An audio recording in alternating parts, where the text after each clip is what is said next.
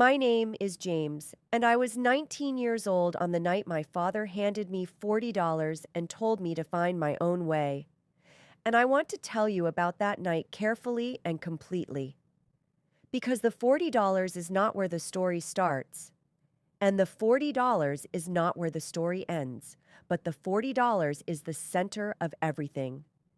And without understanding what it meant to hold $40 in your hand at 19 years old in the driveway of a house worth $4 million.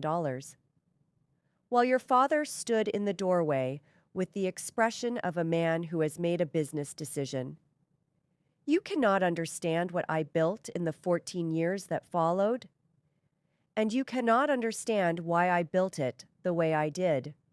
And you cannot understand what happened on the Tuesday morning when I walked into a boardroom and sat down across from the people who had decided at a family dinner that I was worth exactly $40 and a suitcase and nothing more.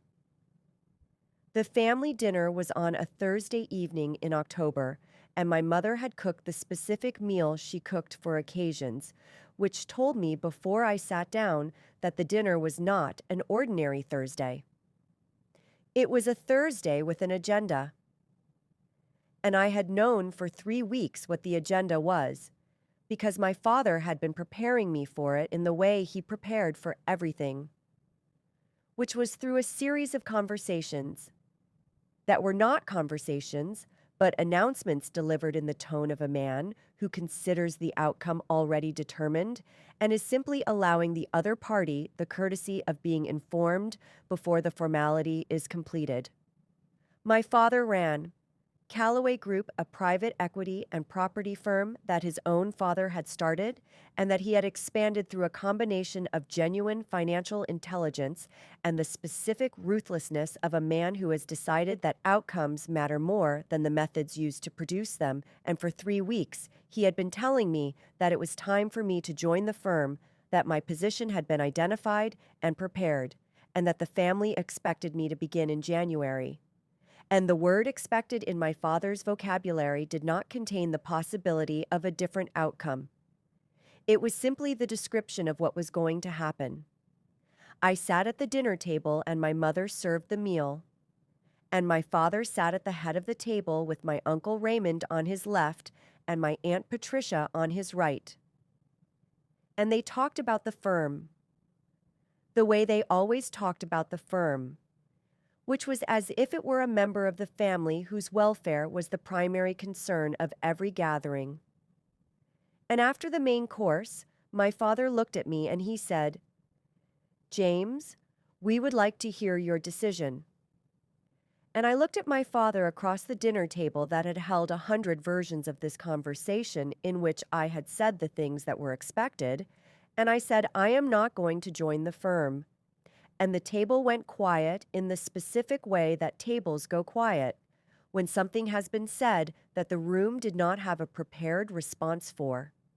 And my father looked at me and he said, "I beg your pardon." And I said, "I am not going to join Callaway Group." And I said, "I have thought about this carefully and completely." And I said, "The firm is not what I want to build my life inside."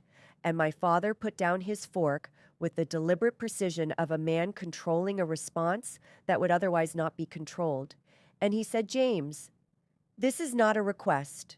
And I said, "I understand that." And I said, "My answer is the same." And my Uncle Raymond looked at his plate, and my Aunt Patricia looked at my mother, and my mother looked at the table in front of her with the expression of a woman who has known this moment was coming and has been dreading it and has not been able to prevent it. And my father said, "You understand what you are choosing?" And I said, "Yes, I do."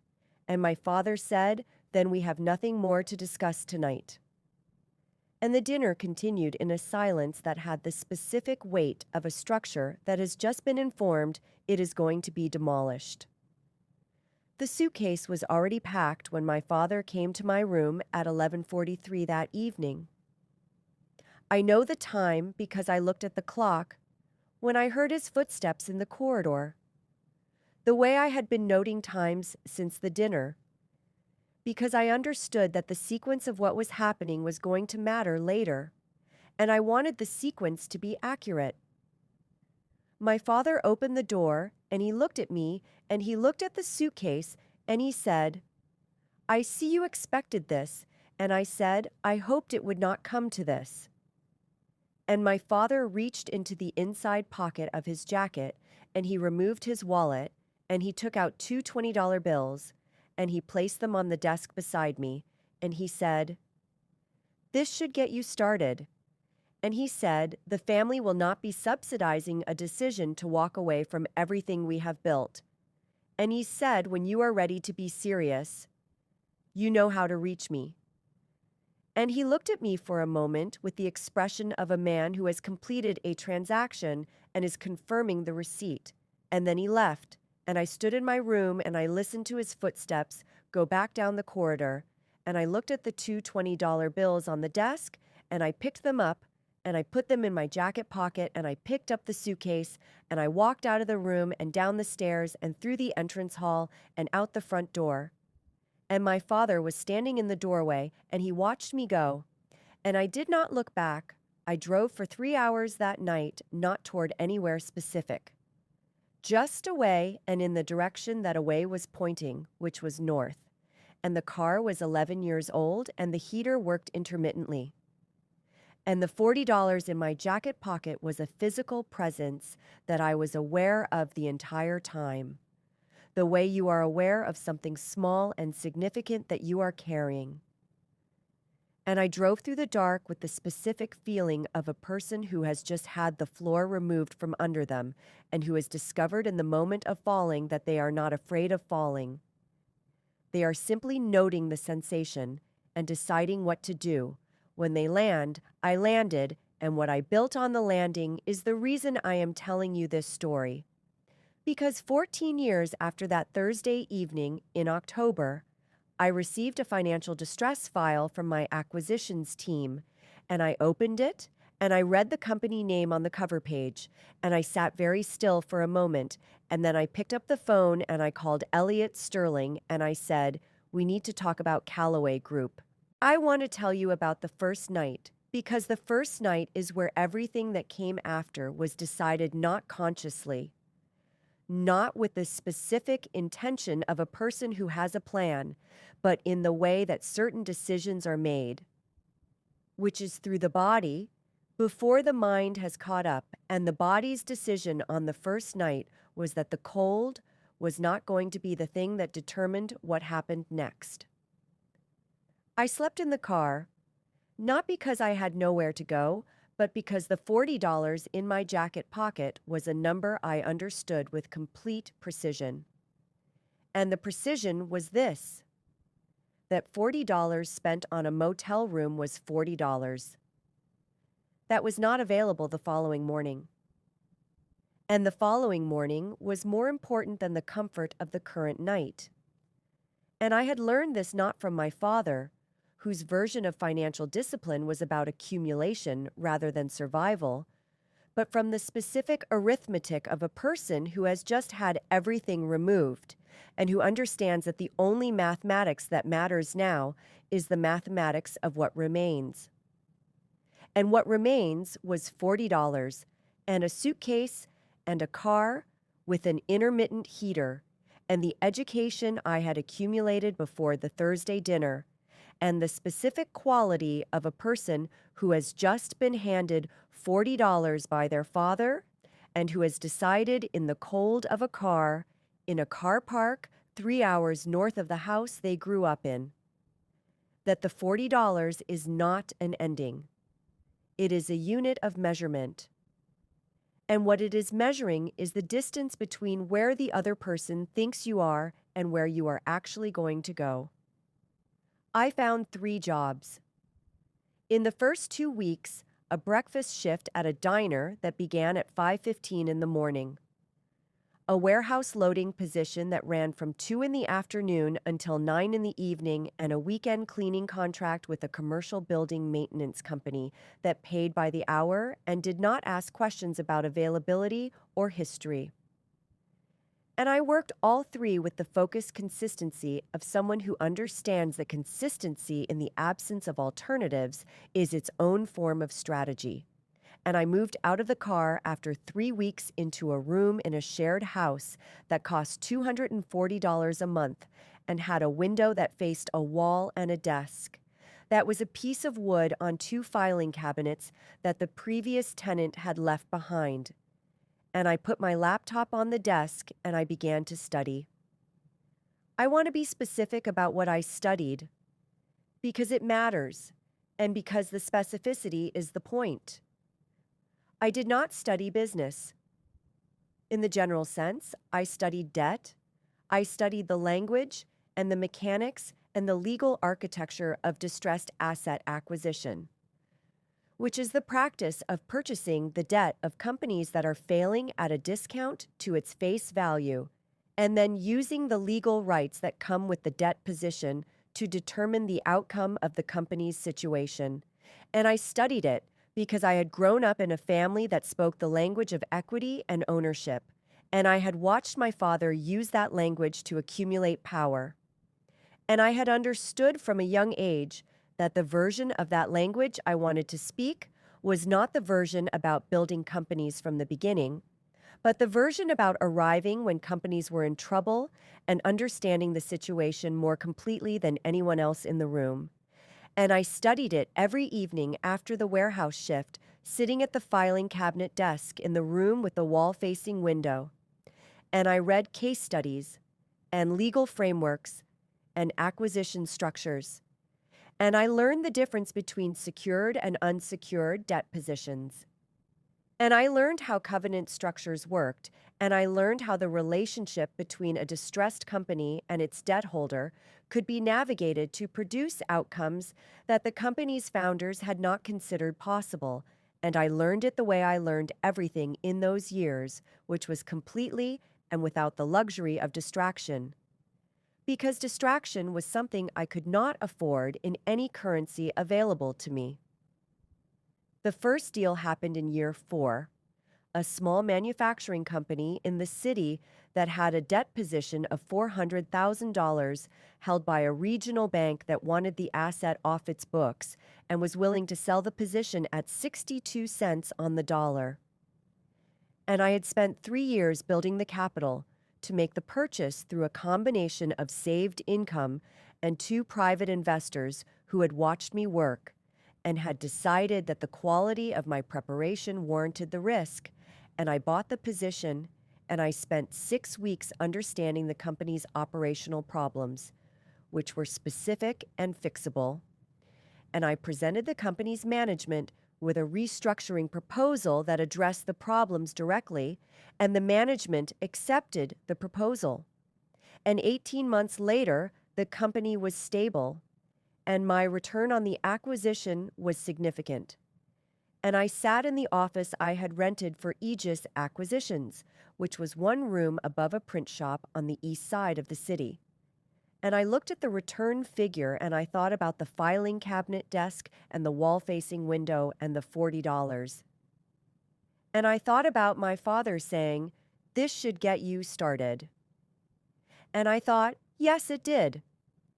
The 10 years after that first deal have the compressed quality that productive years have when you look back at them, which is the quality of distance that reveals the shape of things more clearly than proximity.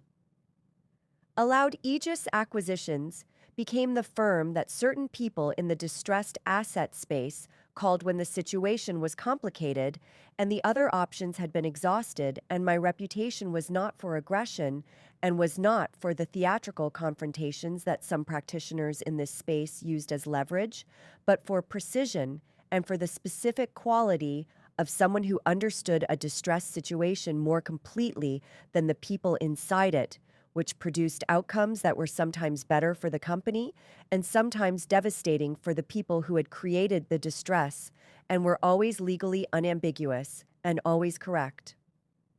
I moved into the high-rise office in year 11. It had windows that faced the city in all 4 directions and a desk that was not a piece of wood on filing cabinets.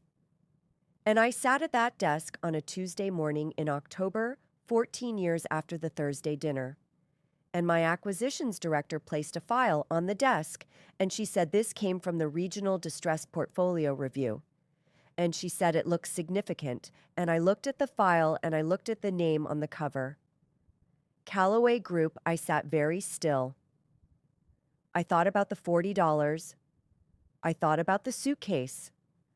I thought about the Thursday dinner and the fork placed with deliberate precision on the plate, and the two $20 bills removed from the wallet of a man who had decided that his son was worth exactly that amount, and nothing more. I opened the file. I read the first page. Callaway Group had been in financial difficulty for 22 months, and the debt position was substantial, and the creditor situation was fragmented in the specific way that produced the kind of legal complexity that most acquisition firms decline to engage with, and that Aegis Acquisitions had been built precisely to understand. I closed the file. I picked up the phone. I called Elliot Sterling. I said, "Elliot, I need you to look at something tonight." I said, "Clear your evening." I said, "This one is personal." Elliot Sterling arrived at the Aegis Acquisitions office at 7:14 on the Tuesday evening with a container of coffee and the specific expression of a man who has been doing this long enough to know when a file is going to require the kind of attention that does not leave room for anything else until it is finished. And I had the Callaway Group documentation spread across the conference table in the sequence that made the most sense to me, which was not chronological and was not alphabetical, but was the sequence that told the clearest story about how a company arrives at the place Callaway Group had arrived at, which is the place where the people who built it are still performing confidence in rooms that can no longer support the performance. And Elliot sat down and he looked at the spread and he said, "How long?" And I said, 22 months of visible deterioration. And I said, probably 36 months of actual deterioration that was being managed below the surface before it became visible. And Elliot said, "This company." And I said, "I grew up in it." And Elliot looked at me and he said, "How completely?" And I said, "Completely enough to know that the third quarter figures for the property division have been restated twice in 18 months, and that the private equity portfolio has 3 assets that have been carried at acquisition value for longer than the market conditions justify, and that the management fee structure was restructured 14 months ago in a way that protects the principals at the expense of the institutional investors." And Elliot said, "That is specific knowledge." And I said, "It is the knowledge of someone who spent 19 years watching how a particular mind approaches particular problems, and who knows the difference between what that mind produces when it is operating correctly and what it produces when it is operating from a position of concealed difficulty." And Elliot said, "And which is this?" And I said, "This is the second one." And I said, "It has been the second one for at least 3 years." I want to tell you about the arithmetic of my father's failure because I think it is important and because I think it says something precise about the specific way that certain kinds of intelligence become liabilities when the conditions that made them successful change. And my father's intelligence was the intelligence of accumulation. He understood how to build positions and how to hold them, and how to project the confidence that made other people want to be associated with the positions he was building. And for 20 years, that intelligence had produced the Callaway Group that I had grown up watching and had been expected to join, and that I had declined at a family dinner on a Thursday evening in October 14 years ago. But the conditions had changed, and the change was in the debt markets and in the interest rate environment and in the specific pressure that a leveraged portfolio of property and private equity assets experiences when the cost of carrying those assets increases faster than the assets themselves are generating returns. And my father had responded to this change the way he responded to most challenges, which was by projecting confidence and restructuring the visible numbers, and having conversations in rooms that he still controlled. And the problem with this response was that it addressed the appearance of the situation without addressing the arithmetic of the situation, and the arithmetic of the situation was that Callaway Group had a debt service obligation that was consuming an increasing percentage of its operating income, and three creditors who held fragmented positions and who had individually accepted assurances about the timeline for resolution, and who did not know about each other in the way that would have changed the conversations they were having. And I knew all of this because I had spent 48 hours reading the file with the specific attention of someone who had learned the language of distressed assets in a room with a wall-facing window, and who had also spent 19 years learning the specific language of the person who had built the company that was now distressed. Elliot and I began acquiring the fragmented debt positions on the Thursday morning, not aggressively and not visibly, but in the methodical sequence of a firm that has done this many times and that understands that the value of a surrounding position is not in the announcement of it, but in the completion of it. And I want to be precise about the word surrounding because it is the word I used internally to describe what we were doing, and it is the accurate word. The three creditors who held Callaway Group positions each received a straightforward approach from a mid-market acquisition vehicle that Elliott had used for situations requiring discretion, and the approaches were priced correctly, and the creditors accepted within the timelines we had anticipated. Because creditors who have been receiving assurances for 22 months and who are privately uncertain about the resolution timeline respond to a correctly priced exit with the relief of people who have been standing near a problem they were not sure how to solve and have just been offered a door by the Friday evening Aegis Acquisitions, held 61% of Callaway Group's outstanding debt. I watched my father at a property industry dinner on the Saturday evening through a live stream that the event's organizers had put on their website, and my father was at the center table, and he was wearing the dark suit he wore for rooms he considered important, and he was talking to the man beside him with the relaxed authority of a person who has decided that the performance of confidence is the same thing as its substance.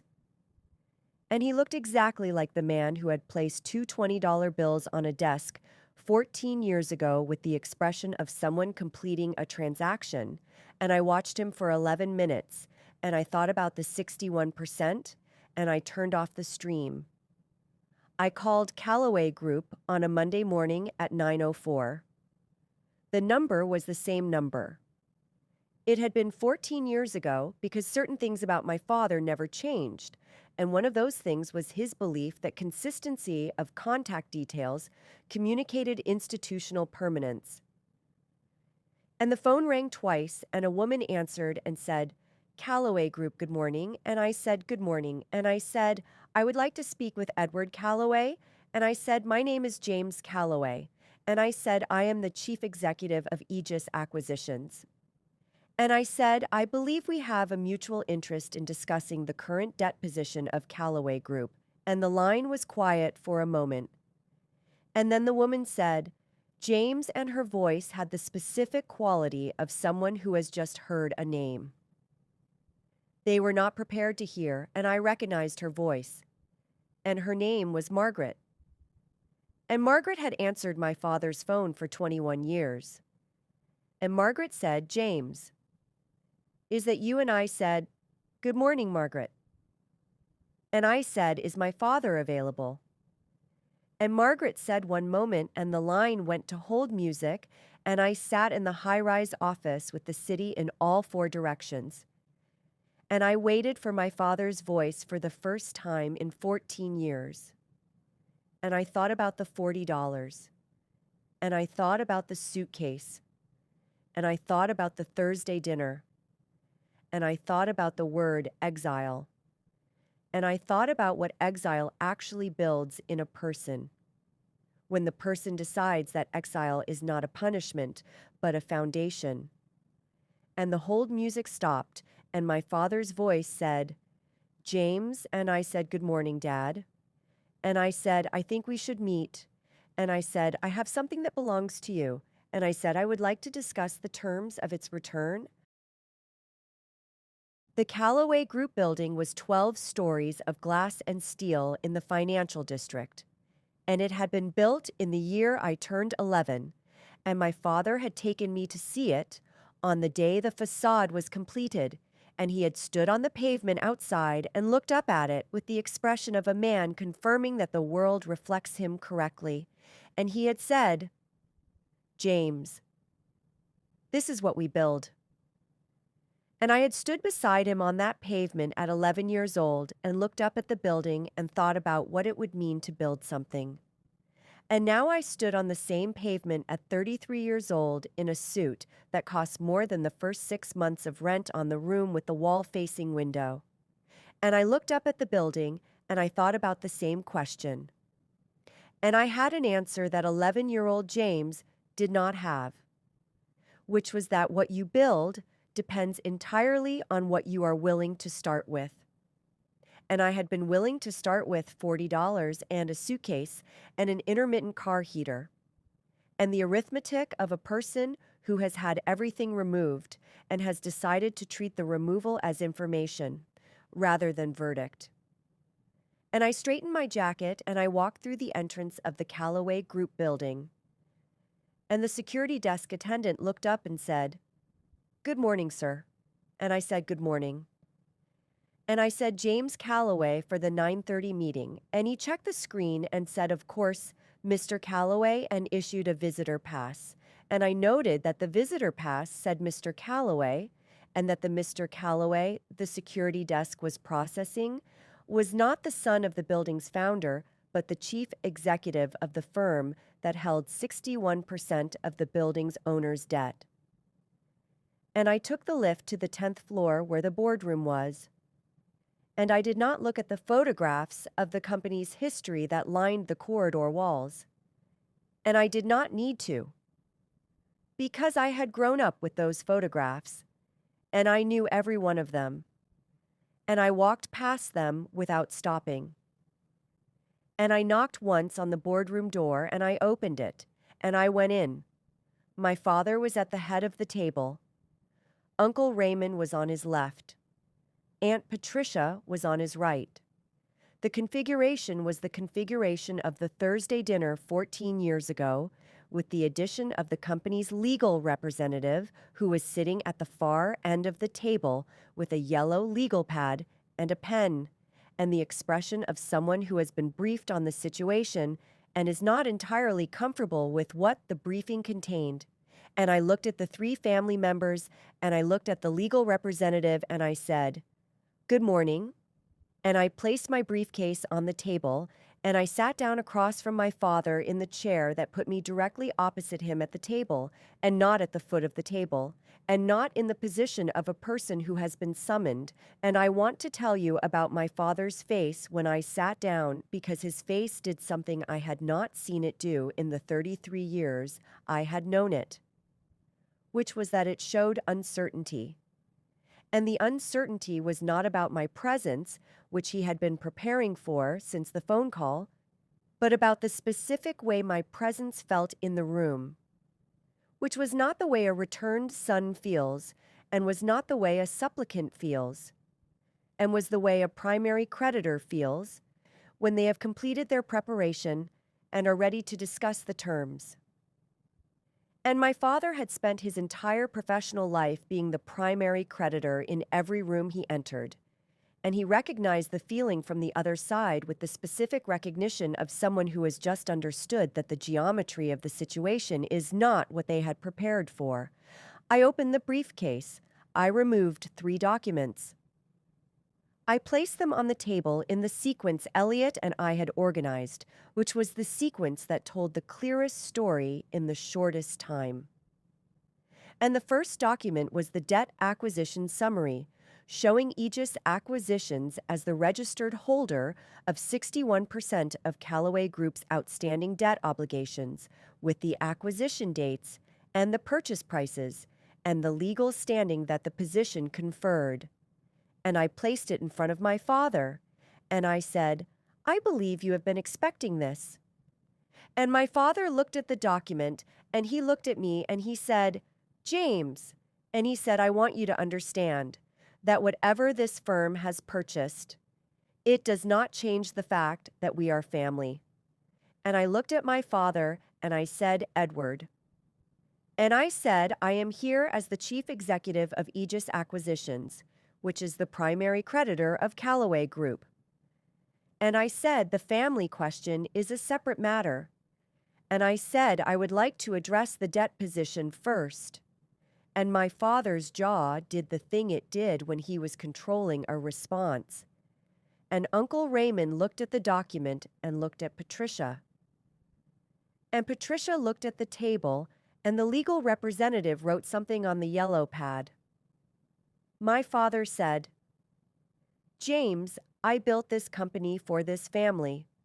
And I said, I understand that.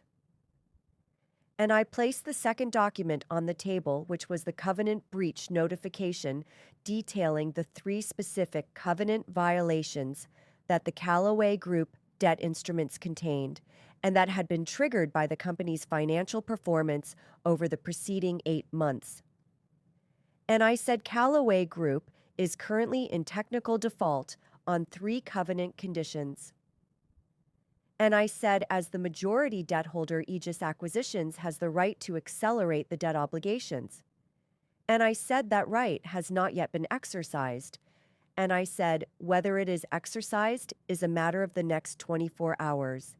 And my father looked at the covenant document, and I watched him read it with the specific attention of a man who understands debt instruments and who is understanding for the first time the full dimensions of the position he is in. And Uncle Raymond said, James, this is your family's company. And I looked at Raymond, and I said, Raymond Aegis Acquisitions purchased its debt position through standard market transactions. And I said, the position is legally unambiguous. And I said I would encourage you to review the documentation with your legal representative before this meeting continues. And the legal representative looked at the documents and looked at his yellow pad and wrote something else. My father said, What do you want? James, and the question had the quality of the question he had asked on the night he came to my room, which was the question of a man who has pre-decided the conversation and is waiting for the response to confirm what he has decided. And I looked at my father and I said, I want to tell you something first. And I said, on the night you came to my room, you placed 2 $20 bills on my desk, and you said this should get you started. And my father looked at me and I said, I want you to know that it did. And I placed the third document on the table, and I said, this is the acquisition summary for the 3 debt positions Aegis purchased to reach its current 61% holding. And I said, the total acquisition cost across all 3 positions was $412,000.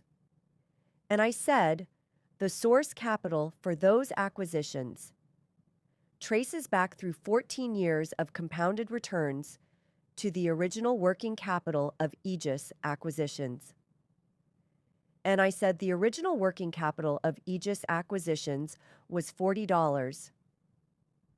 And my father looked at the document and looked at me, and the boardroom was very quiet, and I said, you told me $40 should get me started.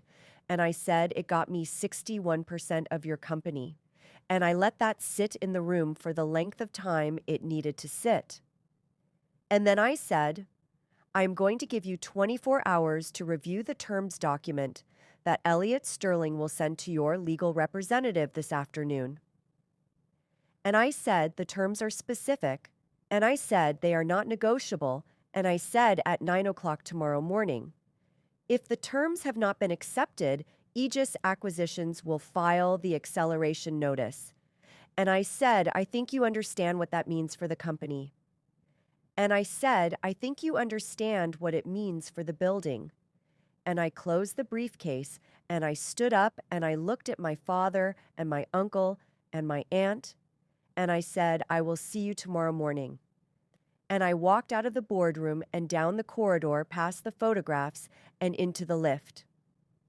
And the lift descended 12 floors, and I walked through the entrance and past the security desk and out through the glass doors onto the pavement where I had stood at 11 years old, looking up at a building my father was showing me, and I stood on the same pavement, and I did not look up, and I called Elliot Sterling, and I said, "Send the terms," and Elliot said, "Done," and I said, "Tomorrow at 9," and Elliot said, "I will be there," and I put the phone in my pocket, and I walked to my car, and I sat in the driver's seat, and I thought about the $40, and I thought about the car with the intermittent heater, and the room with the wall-facing window. And I thought about the filing cabinet desk and the coffee at 5:14 in the morning. And I thought about what it means to build something from the ground up, with nothing but the arithmetic of a person who has decided that where they are starting is not where they are going. And then I started the car, and I drove back to the Aegis Acquisitions office, and I went back to work. The 24 hours had a specific texture that I want to describe accurately, because I think the texture of waiting is something that people misunderstand when they observe it from the outside and interpret it as passivity. And it was not passivity. It was the most active thing I had done in the entire 14 years. Because waiting correctly requires the same precision as acting correctly. And the precision of the 24 hours was in the not answering. And I want to tell you about the not answering, because it was the most consequential series of decisions in the entire sequence. My phone began registering calls at 4:17 in the afternoon. 11 minutes after Elliot Sterling had confirmed that the terms document had been delivered to Callaway Group's legal representative, and the first call was from a number I did not have saved but recognized immediately as the Callaway Group main line.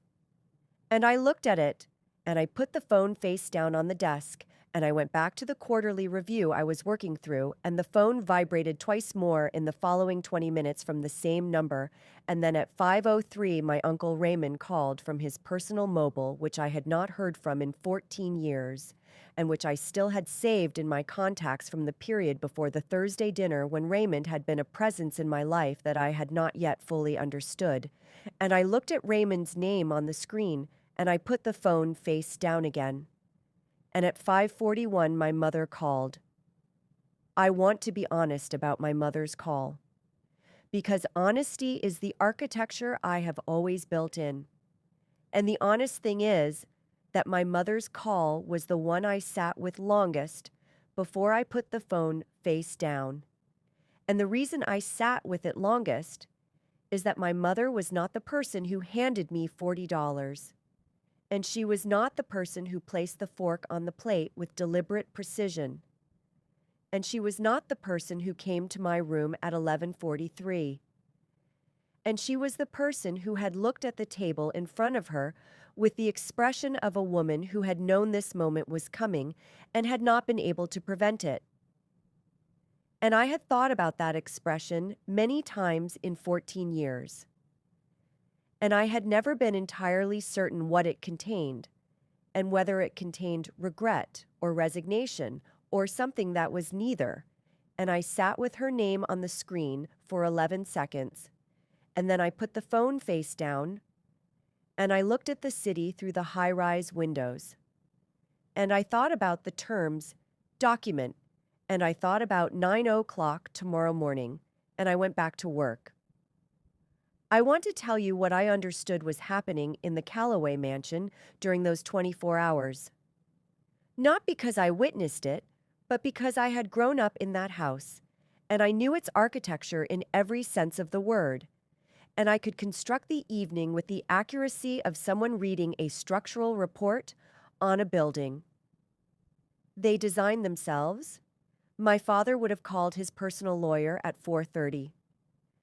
And the conversation would have been long, and the conclusion of it would have been the conclusion that Callaway Group's legal representative had already reached, which was that the Aegis Acquisitions position was legally unambiguous, and that the terms document represented a creditor's legitimate exercise of its rights under instruments that had been properly acquired, and my Uncle Raymond would have spent the evening on the phone to contacts in the financial community, attempting to identify an alternative capital source that could be deployed within the 24-hour window. And the contacts would have been sympathetic and would have been unable to help because the timeline was the point, and the timeline had been set at 24 hours.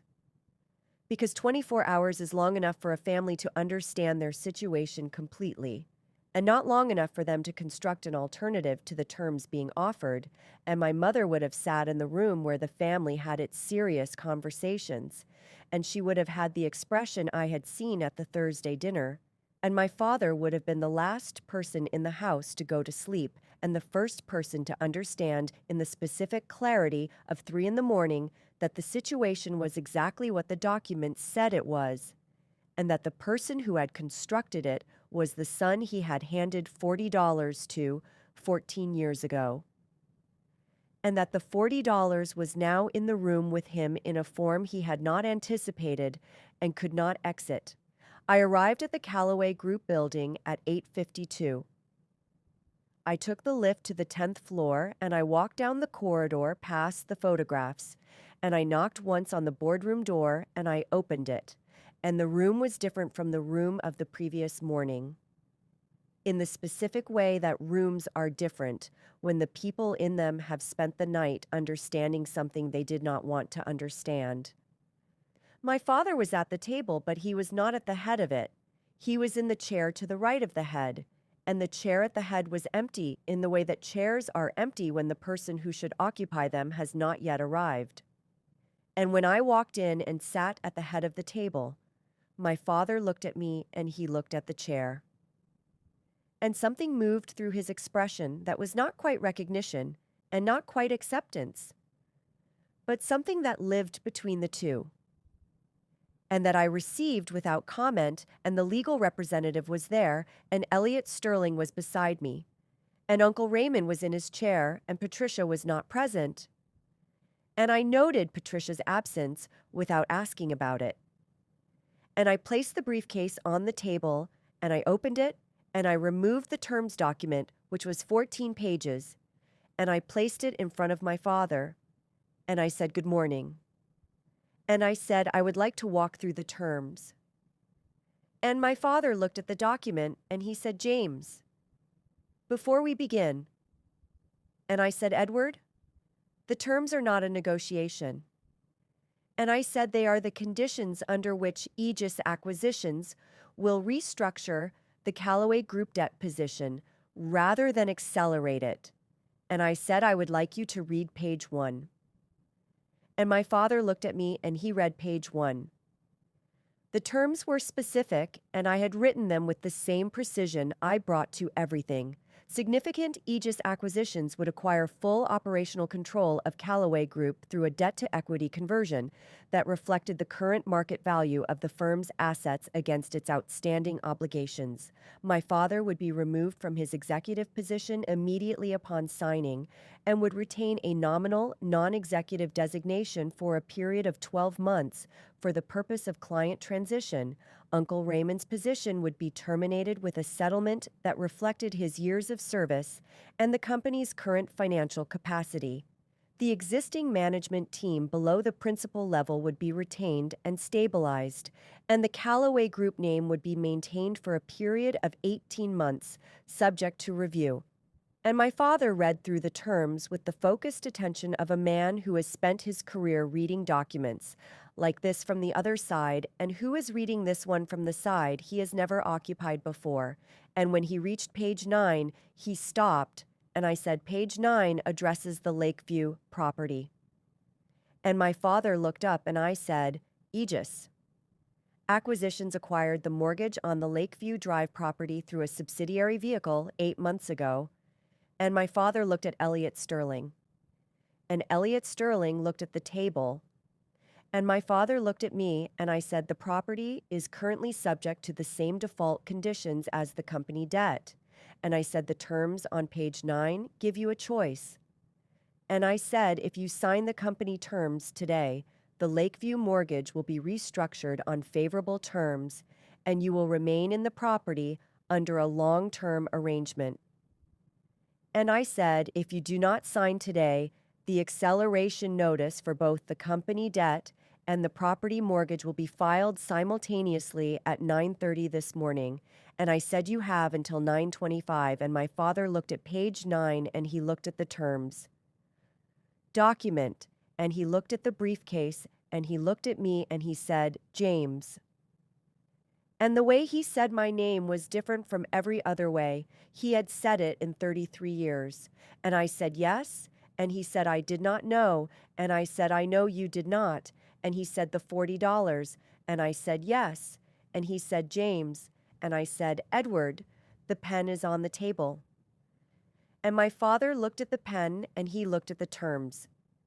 Document. And he reached for the pen, and his hand had the specific quality of a hand that is doing something the body understands is irreversible.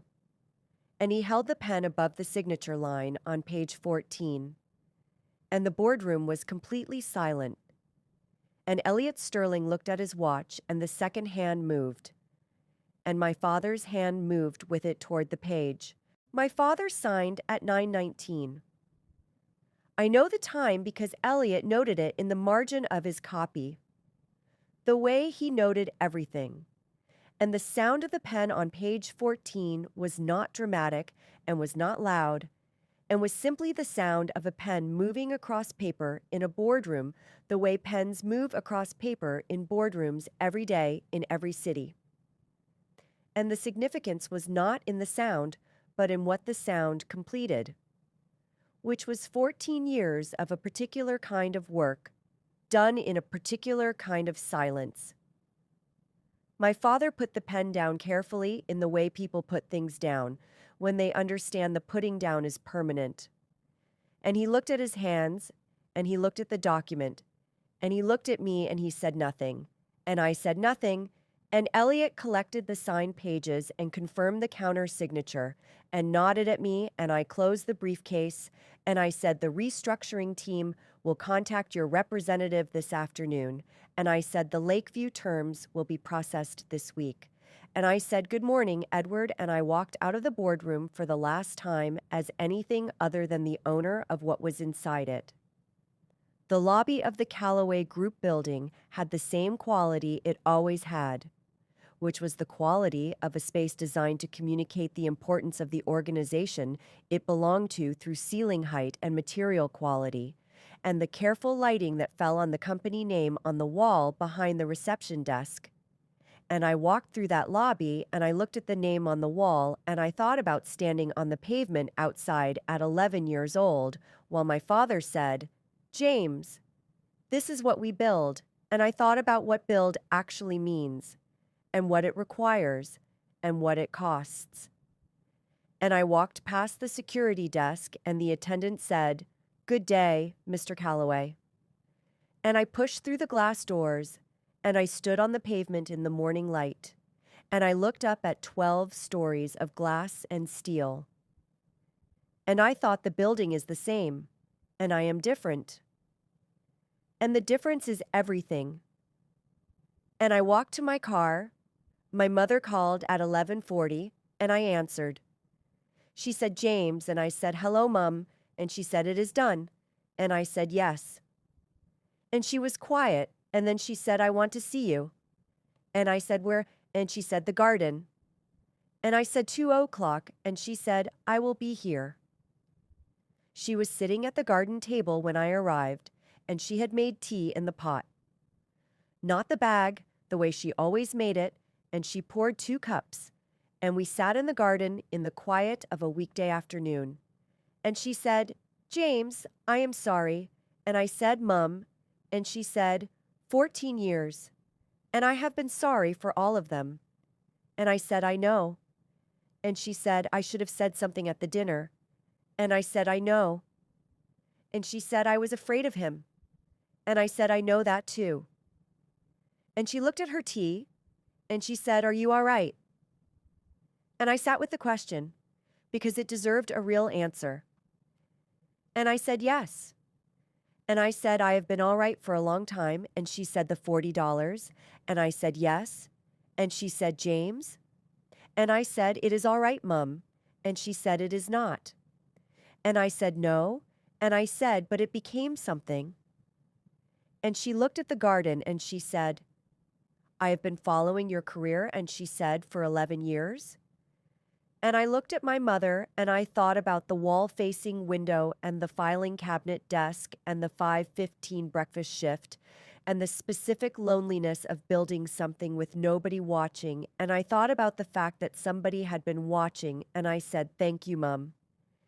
And she said, come back. And I said, I will. And I meant it. I drove to the car park on the North Road at 4 in the afternoon. It was the same car park where I had spent the first night, and it looked exactly as car parks look, which is to say functional and indifferent, and not like the beginning of anything. And I parked in the section where the old car had been, and I sat for a moment, and I looked at my reflection in the windscreen against the gray afternoon sky. And I thought about the 19-year-old who had sat in this same space in a car with an intermittent heater and looked at his reflection in a different windscreen. And I thought about what was the same between that reflection and this one, and what was different. And what was the same was the arithmetic. And what was different was the scale, and what the scale represented was 14 years of the arithmetic being applied consistently and without exception. And what the arithmetic had always been was the same arithmetic. It was on the first night, which is that where you are starting is not where you are going, and that the distance between the 2 points is made entirely of decisions. And I sat in the car park for 11 minutes, and then I drove back to the city. I want to say one last thing before this story ends. The $40 was not a gift, and it was not a curse, and it was not a punishment delivered by a cruel man, and it was not the ending. It was intended to be, and it was not the beginning. It accidentally became, and what it was a seed. And seeds do not require the person who plants them to intend them as seeds. And seeds do not require good soil or warmth, or the care of the hand that dropped them. And seeds require only time, and the decision of the thing growing to keep growing toward whatever light is available. I found my light in a filing cabinet desk, and a container of coffee, and a 61% debt position that traced its origin through 14 years of compounded decisions back to a single moment in a bedroom in a $4 million house, when a man removed two $20 bills from his wallet and placed them on a desk and said, "This should get you started. My name is James." I was 19 years old when my father handed me $40 and told me to find my own way. I found it, and it cost him everything,